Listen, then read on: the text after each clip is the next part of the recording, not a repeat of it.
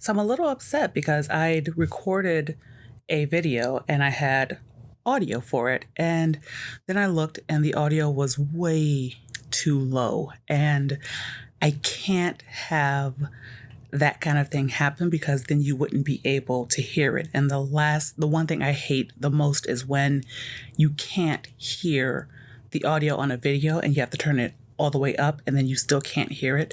Like that sometimes happens with movies. And so I guess I'm going to be doing something a little bit different.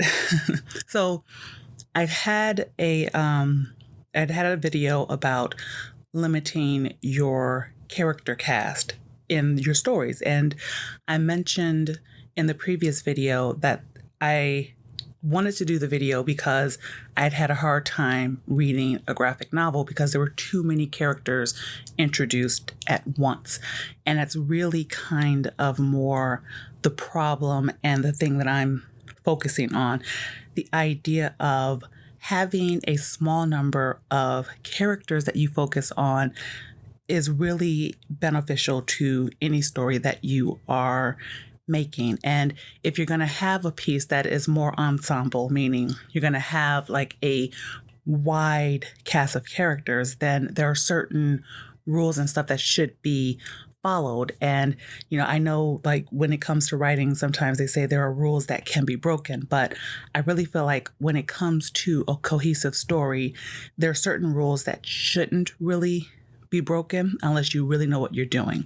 And this is probably one of the ones that I would not break. So here's the thing. It's important to limit your cast because you need your readers. And if you're doing movies and videos and things like that, you need the people who are going to be watching it. Like you're going to need your customers to have clarity. So it's really kind of like a clarity thing. And it's allowing people to get to know the characters that you've created, because you have to think about it. You've spent so much time in these worlds. You've spent time developing the story. You've spent time developing your cast members. And, certainly if you get quite far and you get quite attached, I know sometimes it gets like really difficult, but the thing that you have to keep in mind is what are the people who are going to be reading your work or watching your work? What are they going to think about it? Because you're talking about people who are coming in cold. Now, a good example of limiting that I really like, that's a recent one, is the film 1917, where you have the focus on just two guys at first. And yes, there's people walking around, but you're not really worried about them. And you're not really worried about the upfront names. You're worried about the two main characters. You're going with them on their journey. You're going and you're seeing their relationship. You're getting to know who they are so that by the time you get the death of one, you feel more attached. You feel that kind of anguish of his passing, and it has more of an impact versus like a movie like The Expendables, where you have such a huge cast and it becomes difficult to get to know a lot of them. And I know that when you go into The Expendables, you kind of know them because they're 80s and 90s action stars ahead of time, but you don't necessarily get to know their characters. You just know the actors' names. So that's kind of like that thing right there. But right, if you're working with an ensemble like The Expendables or something similar, there are certain rules that I really feel like you shouldn't look past, that you shouldn't move past. And, one of the things that you should do is start limited. A good movie who did that is The Lord of the Rings. When you start in Fellowship of the Rings, you don't get the whole crew. You start just with Bilbo, Frodo, and Gandalf, and you see kind of like images of the other three hobbits that go on the journey as well, but you're really focusing on the three and their relationship and their interaction. And so By the time you get to the actual moving, you're attached to Frodo, and you know that Frodo is attached to Sam. So you begin to get to know Sam because you see Sam be protective. It's still a limited cast right there. Then you move into, and you have Merry and Pippin who join.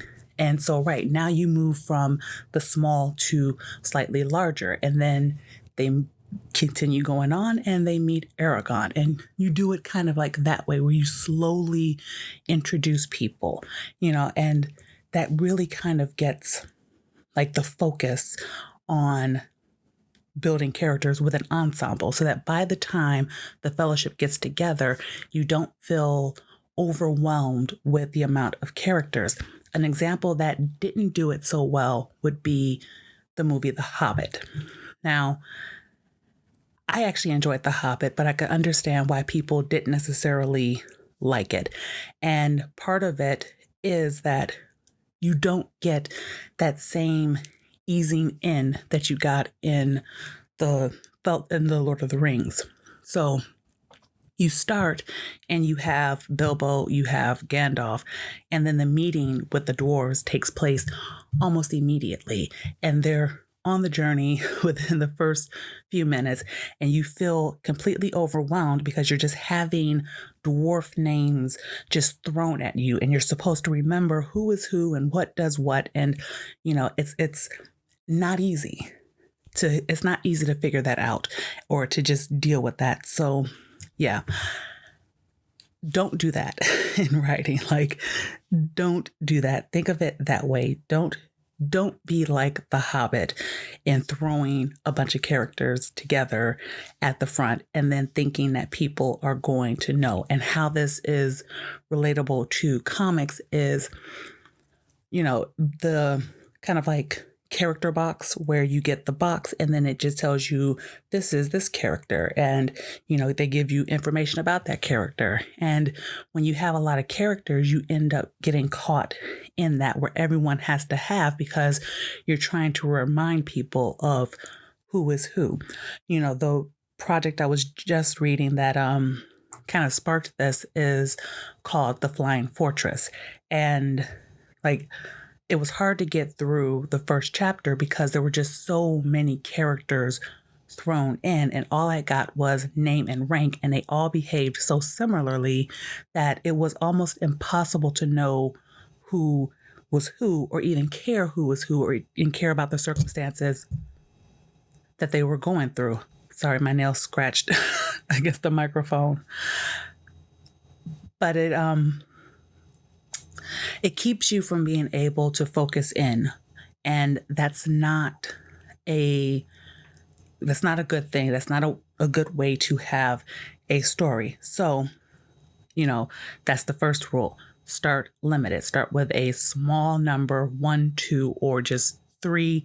Let your readers and viewers get to know those people, and then you can begin to expand it slowly if you have to have a whole wide ensemble.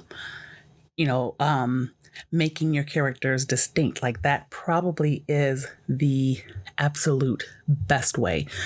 A good comic that did that would be Jawbreakers, where each of the Jawbreakers have their own distinct look, their own distinct personality, so you feel like you know them just by looking at them. And, that kind of gets into my main point of dealing with characters, and that is the showing. And you can show it in a different way. Like, a good way of doing it is to sort of isolate your characters.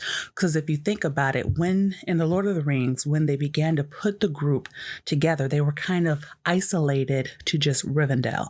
And so everything, once the hobbits had gotten there and they began to meet the other cast members, they were there in Rivendell, and it was very isolated. So you had a limited, location.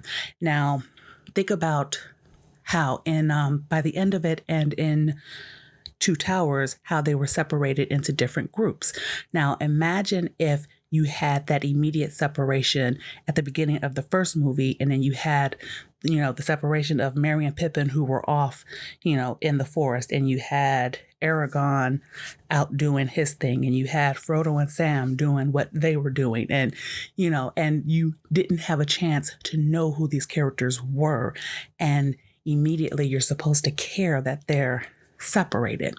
It wouldn't work the same. So isolating your characters to one location does work. Again, this is where Jawbreaker's Lost Souls went right for me. It had that kind of isolation where you're thrown into the action, they're together, you're seeing their interactions together, and they're not leaving that area really once they're there. Now, the writing part is slightly different, but that's not what we're talking about. We're talking about your character cast.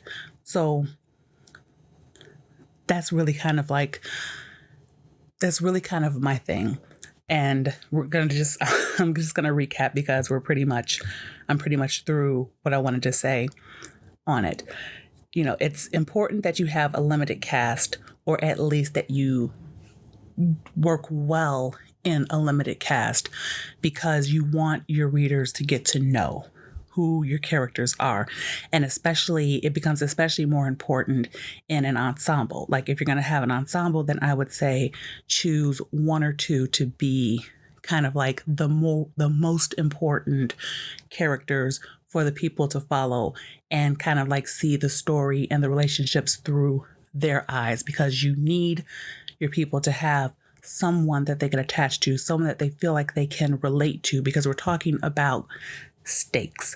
And like another, I guess I would say a bad example, because even limiting can be done badly, and that would be the Disney Star Wars, where you can say it relatively has a kind of limited cast because of those that they want you to consider as important. But what we didn't have was true development of their relationship. So yeah, you can say that just limiting your cast is not going to be as important as the showing, and showing your characters, showing their personalities, showing the way that they relate to others. That's going to be where the power really is. And, a lot of that can only really happen when you kind of limit and isolate your characters and work to make them distinct. Now that's kind of like that's kind of really what I wanted to say. And I know, I don't expect these kind of videos about storytelling to be as popular, but it's something I really like to talk about because it's something that I work on regularly in my own work. And I just kind of like to share a little bit of my thought processes.